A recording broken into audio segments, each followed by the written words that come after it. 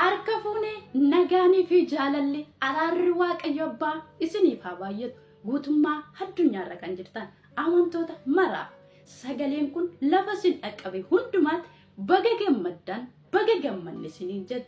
Waldaan ifa wangeelaa Kiristoos dubbii sagalee waaqayyoo keessaa faarsaa 126 irratti sagaleen waaqayyoo akkas jedhe. Yeroo waaqayyo warra xiyooniin galaanaa deebisee fide nuyi akka warra abjuu abjootee ni taane.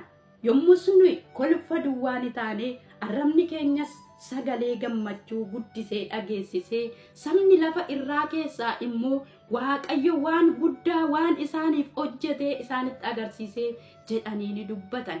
Waaqayyos waan guddaa nuuf hojjetee argisiiseera. Nuis warra gammachuu taaneerraa jedha sagaleen waaqayyo. Waaqayyo isa warra gammachuu warra ilillee nu taasisee galanni ulfinni daddabalee waaqayyo keenyaaf haa ta'u. Irra deebinee baga gammaddan. Waldaan ifa wangeelaa Kiristoos sagantaa galataa guddaa ajaa'ibsiisa. Qidaamee fuuldura keenya jiru yookaan sanbata dura sa'aatii 1 irraa kaasee sagantaa galataa addaatu jira.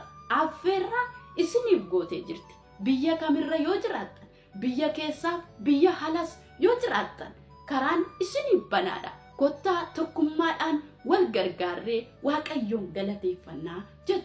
Guyyoota sanitti waaqayyo namoota arraba isaanii muude faarfannaadhaan gidduu keenyatti kan argaman.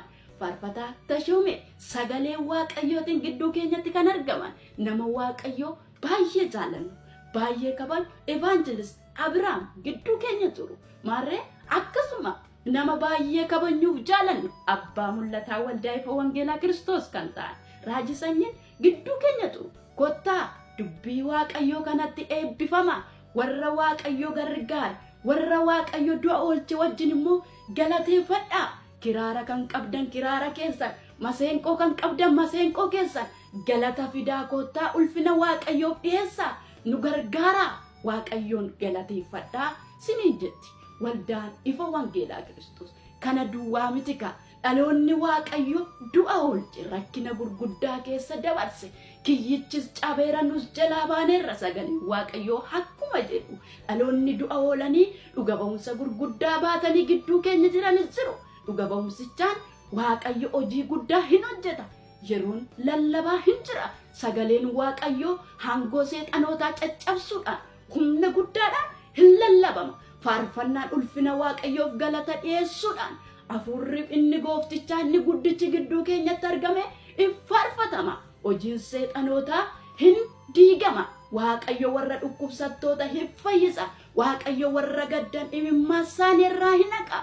Guyyaa sun isin jala hin darbin. Kottaa isiniin jetti waldaan ifa wangeelaa Kiristoos linkii asirra jiru kan gadi yoo tuqxan seenuu hin dandeessu. Yaada dabalataaf keessaan nu dubbisa. Baay'ee sin jaallanna sin kabanya. Galata fiddanii yoo dhuftan wal gargaarree waaqayyoodhaan hin galateeffanna. Weedduu galataatiin isa arraba keenya saaqeef waaqayyoof ulfinni guddaan haa ta'u. Yesuus Kiristoos deebi'ee dhufa. Marree guutes irratus nuis ulfina waaqayyoo dubbachuuf waaqayyo arraba keenya saaqeera waan ta'eef kottaa sagalichatti eebbifamaa. Kottaa waaqayyoodhaa keessan iniiga baatattanii yoo dhuftan urgufattanii hin galtu. Gadditanii yoo dhuftan burraaqaa hin galtu. Hafuurri qulqulluun waltajjicha irratti humna guddaan hin mul'atu. Kaleessas hangoosaa isa guddaaf aaboosaa isa guddaan harki waaqayyoo gidduu keenyatti hojjetaa ture. Kanaaf kabajaan isin affeertee jirti. Baay'ee isin jaallannaa, baay'ee isin kabanya. Turtii gaarii nuuf qabaadhaa. Wal argaan keenya kallattii zoomirraan liinkii asirra jiru kan gadi tuqxanii yoo seentan hin ta'a. Guyyaa qidaamee dhufuu yookiin sanbata dura sa'aatii 1 irraa kaasee. Shalom.